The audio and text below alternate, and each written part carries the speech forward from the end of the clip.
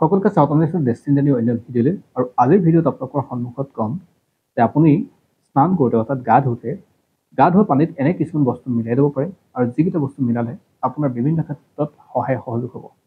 জ্যোতিষশাস্ত্ৰ অনুসৰি আপোনাৰ গা ধোৱা পানীত আপুনি যদি নিমখ মিক্স কৰি দিয়ে, কিছু অকণমান নিমখ যদি মিক্স কৰি দিয়ে, তেনেহ'লে আপোনাৰ মানসিক অশান্তি দূৰ হ'ব। গতিকে যিসকল ব্যক্তিৰ মানসিক অশান্তি খুব বেছি হৈ আছে, সিদ্ধান্ত ল'ব পৰা নাই, সাংঘাতিকভাৱে টেনশ্যন, হতাশা, নিৰাশা, তেওঁলোকে এই টোটকাটো কৰিব পাৰে। গতিকে প্ৰত্যেক দিনাখন তেওঁলোকে গা ধোৱা পানীত যদি অকণমান নিমখ দিয়ে, তেওঁলোকৰ কাৰণে পজিটিভ হ'ব। যিসকলৰ প্ৰেম ভাল পোৱা বা তাত হতাশা আহিছে বা পাৰিবাৰিক অশান্তি বাঢ়িছে বা তেওঁলোকৰ কিছু ক্ষেত্ৰত টেনশ্যন আহিছে, তেনেহ'লে তেওঁলোকে গা ধোৱা পানীত গোলাপ জল দি গা ধুবলৈ আৰম্ভ কৰক। আৰু এই গোলাপ জল দিলে আপোনাৰ ক্ষেত্ৰত ধন সম্পদ ঐশ্বৰ্যৰ ক্ষেত্ৰতো যি বাধা আছে সেই বাধাবিলাক দূৰ হ'ব। গতিকে আপোনালোকে এই টোটকাটো কৰিব পাৰে।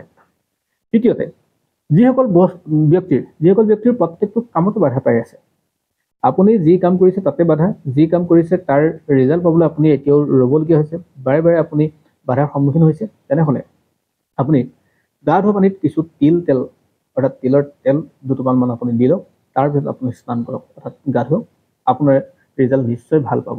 গতিকে এই টোটকাকেইটা আপুনি কৰিবলৈ বা এই প্ৰতিকাৰকেইটা কৰিবলৈ নাপাহৰিব। এই প্ৰতিকাৰকেইটা কৰিলে আপোনাৰ ক্ষেত্ৰত এনেধৰণৰ লাভ হ'ব।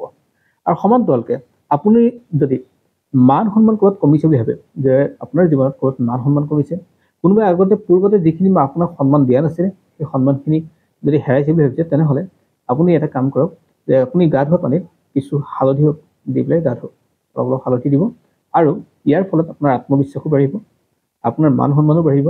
আৰু সমান্তৰালকে চৰকাৰী কাম কাজত যদি আপুনি ব্যস্ত বা কৰি আছে বা পাবলৈ বিচাৰিছে, তাতো আপোনাৰ কাৰণে সফলতাৰ বাট মুকলি হ'ব। গতিকে আপুনি ব্যক্তিগত জীৱনত এইকেইটা প্ৰতিকাৰ আপুনি কৰিবলৈ নাপাহৰিব। আৰু সাধাৰণতে আৰু এটা কথা কওঁ, যদি আপোনাৰ খুব বেছি ঋণৰ পৰিমাণ বাঢ়ি গৈছে, আপুনি ধাৰৰ ওপৰত ধাৰ আপোনাৰ বাঢ়ি গৈছে, তো তেনেহ'লে আপুনি আৰু এটা প্ৰতিকাৰ কৰিব পাৰে। আৰু সেই প্ৰতিকাৰটো হৈ গ'ল, আপুনি যদি গোলাপ জল আৰু চন্দন যদি মিহলি পানী গা ধুব পাৰে, তেনেহ'লে আপোনাৰ সেই ঋণৰ পৰিমাণটো লাহে লাহে কমিব।